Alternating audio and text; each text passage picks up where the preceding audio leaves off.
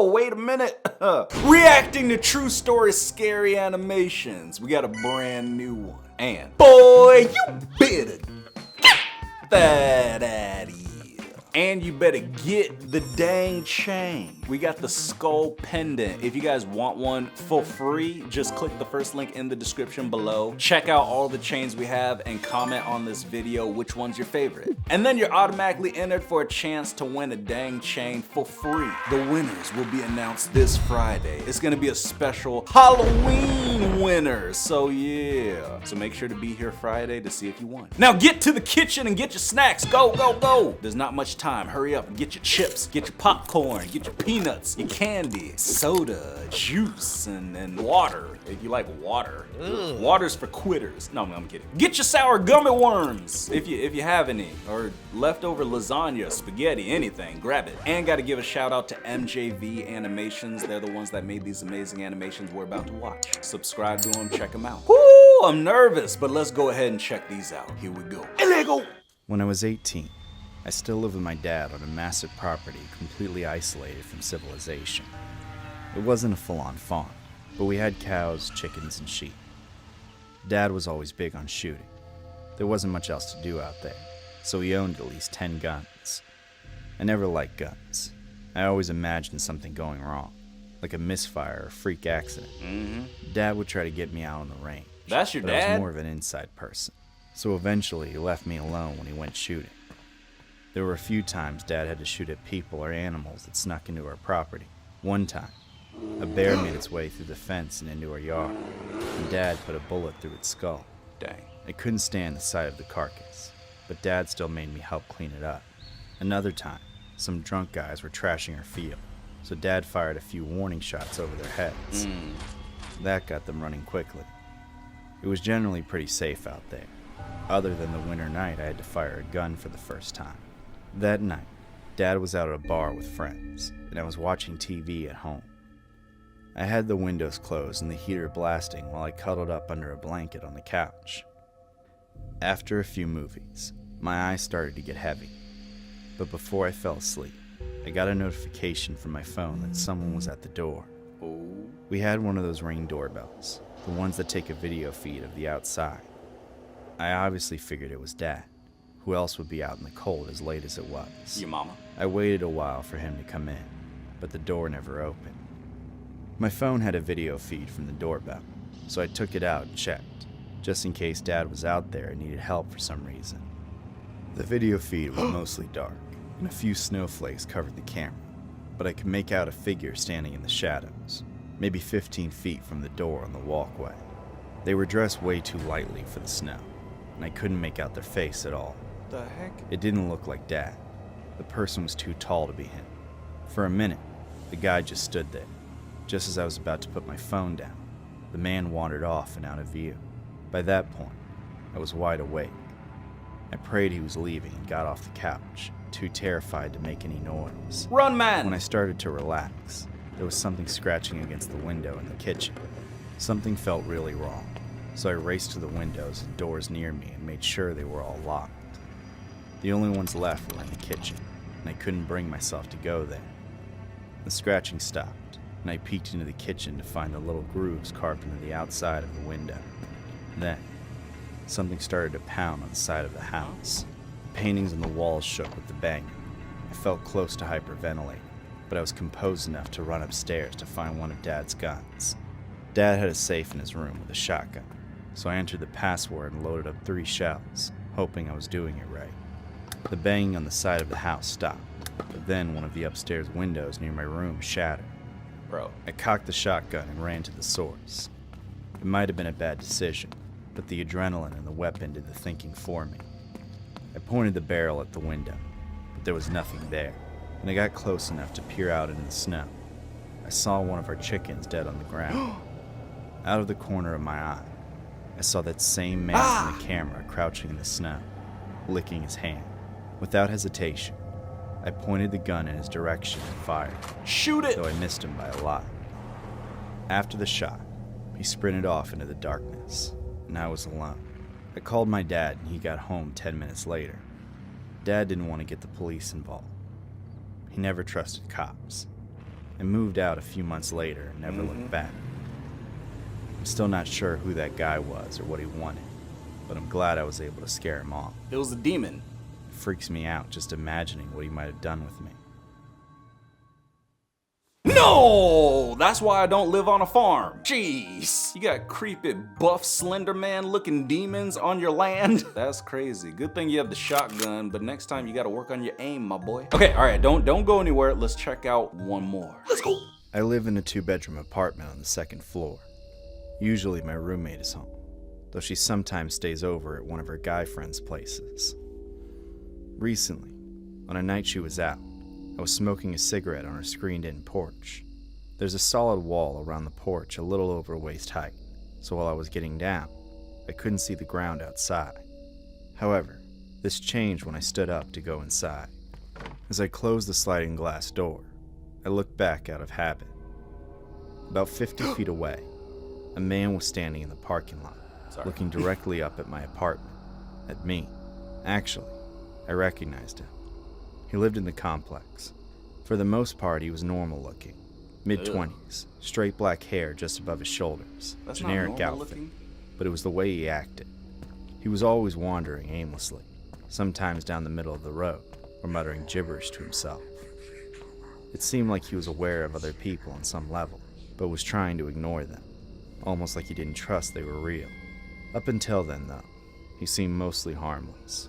But that went out the window when he locked his eyes onto my apartment.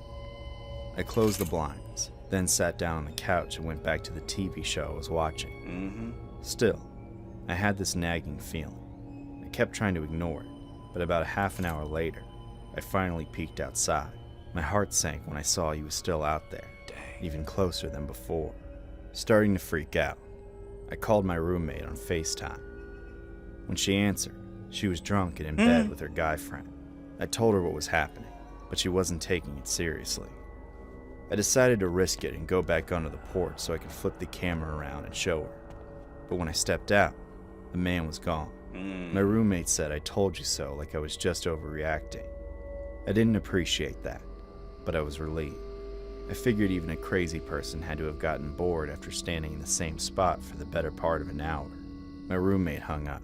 Then I went to the kitchen to make myself some herbal tea so I could calm my nerves. The kitchen is by the front door, which is on the opposite side of the apartment from the porch. I was pouring the boiling water over the bag of tea when I heard something that almost made me jump out of my skin. Oh, girl. The door handle was rattling. Someone was trying to get through the door. I rushed over to make triple sure it was locked.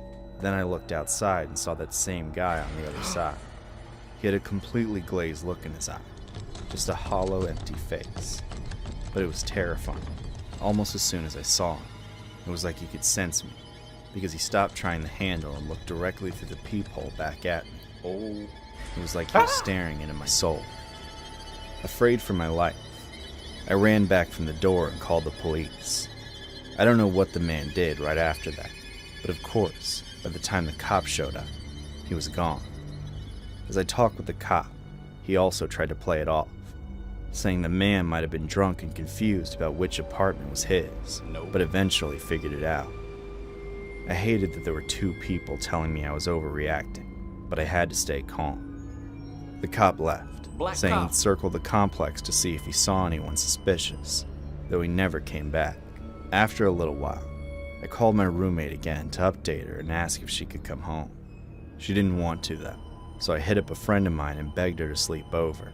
Thankfully, she agreed, but until she arrived, I was posted up on the couch, wide awake, with all the blinds closed and the lights turned off. It must have been 20 minutes later when I started to hear more strange noises. I couldn't tell what was making it. It was like the sound of a squirrel crawling across the screen, but 10 times louder. Finally, I looked through the blinds covering the sliding door and saw my worst nightmare. The man was punching through the screen and crawling onto the porch. I screamed in panic. Just as he got over the wall, he reached into his pocket and pulled out a rock. I knew he was going to try and break through the glass, so I ran away out the front door and started screaming at the top of my lungs for help. I sprinted across the breezeway and raced down the steps, hoping my neighbors would look outside. But then I saw my friend's car pulling up to me. I rushed into the passenger seat and told her to drive out of the complex while I called the police again. We waited across the street until we saw cops pulling into the complex and followed them. When we returned to my apartment, it turned out the man never managed to get in. There was still a gaping hole in the porch screen and a giant crack in the sliding glass door. Jeez. But he gave up before smashing it and jumped back down to ground level. Exactly how he managed to scale my downstairs neighbor's porch to get up to mine is still a feat of insanity I can't comprehend. Thankfully, one of my neighbors saw him running back into another apartment, so the cops were able to finally knock on their door and arrest him. He wasn't an official resident, but he'd been staying with a relative who lived here after being kicked out of his previous place. Dang. As the man suffered severe mental health issues that had been unchecked for years. When I pressed charges, he entered a plea deal that had him sent to a mental hospital instead of a prison. I figured that's for the best, but I still have absolutely no idea what he wanted from me. I'm just glad my friend showed up when she did, or he might have chased after me. Ever since that night, I don't just dislike being home alone. It terrifies me.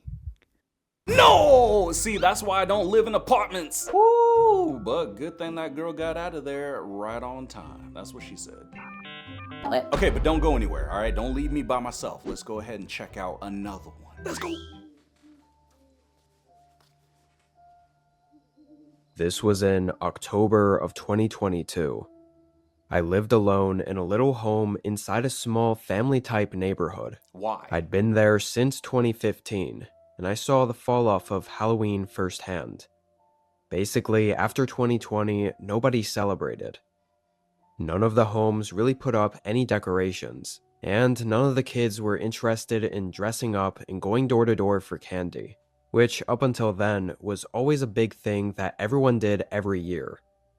The last 2 years, my neighborhood was just quiet and empty on Halloween night, so I really assumed this year would be all the same. On the morning of Halloween, I made coffee and went to sit out on the front porch to look at all the fall-colored trees. But as soon as I opened the door, there were these 2 kids in my front yard, maybe 30 feet away, standing where all the trees were.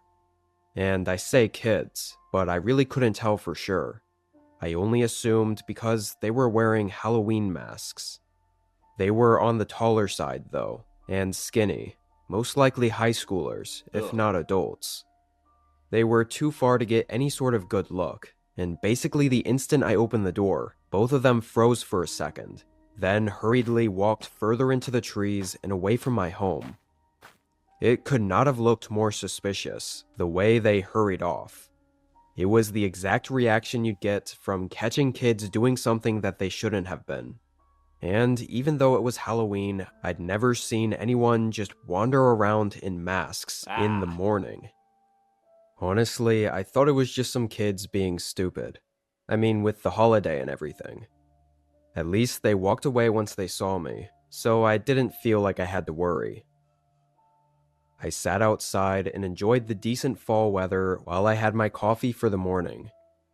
The rest of that day was really the same as any other day, up until 4 o'clock. This was about when trick-or-treaters would start walking around. At 4 Although, o'clock? like I said, I hadn't seen any in years. Still, I'm not too sure why, but I'd get a small bag of candy and have it ready in case a few kids did come around. I guess it was just the tradition of it that I was holding on to. I sat on the sofa in the living room and turned on whatever channel I could find that was playing all the typical Halloween shows and movies. I also left the curtains open by the front windows, so I could see outside if any kids were walking around. Over the next couple hours, I saw nothing more than a few cars driving down the street. No kids or anything walking around. And after a while, the sun went down and the whole street was just dark and lifeless. Even after all these years, it still felt weird seeing that on Halloween. I stayed in the living room and continued to watch TV. Around 8 though, a knock sounded at the front door. It made me jump up from the couch. I didn't see anyone outside the windows, walking up to my house. and even if it were a few lone trick-or-treaters, I thought it was a bit late for anyone to still be out. I brought the bowl of candy over anyway, and opened the door. I felt a small shiver run through me when I saw it was the same two kids I'd seen earlier. Again, they had masks on, and full black clothing, so kids was just my guess. But up close, they were definitely a lot taller than what I'd expect from anyone still trick-or-treating. Bro. And I quickly noticed they didn't even have bags or anything to carry any candy with. The two of them just stood there. Couldn't even see either of their eyes through the masks, so it made it really strange for me. I still tried to smile and asked if they wanted candy, holding out the bowl. Neither of them spoke, and after just a couple seconds of waiting, I just closed the door, completely weirded out. But even after that second encounter with them, I still thought this was just some stupid Halloween joke that they were pulling on me, probably trying to scare me just to mess with me. I waited a minute, then looked out the door again, and the two were gone, which for some reason confirmed to me that this was some stupid prank that I didn't need to overthink. I went back to the couch, watching TV well into the night. Don't think I got up until 1 or 2 a.m. to go to bed. I shut everything off and headed upstairs. By this point, the two kids hadn't crossed my mind in hours. I hopped in bed and felt myself falling asleep within seconds, but was suddenly shot back awake by a knock echoing through the house. I quickly got up and opened the bedroom door. They knocked again, right at the front door, the sound resonating through all the quiet rooms and hallways of my home. Don't answer it. I quietly walked downstairs, trying to see who it was.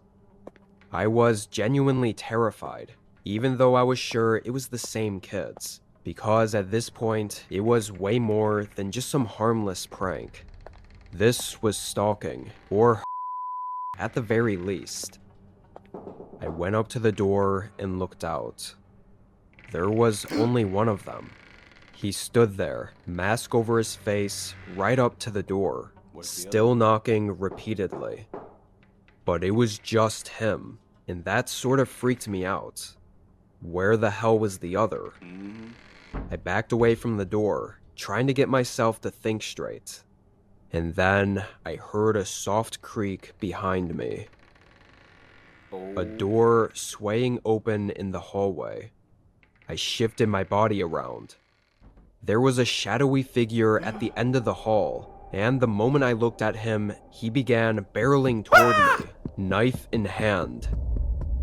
I sprinted up the stairs and into my bedroom, locking it and moving everything I could in front of it.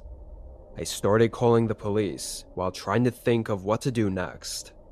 Outside the door, I could hear the muffled sound of the two guys talking back and forth. Couldn't tell what they were saying, but I think they were also debating what to do. And after 30 seconds, their footsteps moved back downstairs and out of the house. A few officers came over and did an investigation, but they didn't find much to go off of. Dang. We all agree, though, that one of them knocking at the front door was a distraction, so the other could find a way in and jump me. Why they targeted me is the biggest uncertainty, though, and it still has me terrified. A lot of people I talk to think it was a couple of deranged teens, or even young adults, that had some sick plan in mind to do on Halloween night. That would explain all of it happening to me for no real reason, but I don't think I'll ever get to know for sure. No! You see, this is why I don't answer the door on Halloween. Ain't nobody trick-or-treating at my place, not today, Satan. Cause those kids could be a distraction, and then somebody's gonna come in through the back door. Nope. I'll leave the candy at the end of the street, okay, and then y'all can get it there. But yeah, go ahead, click on the screen and watch another one. Yeah, man.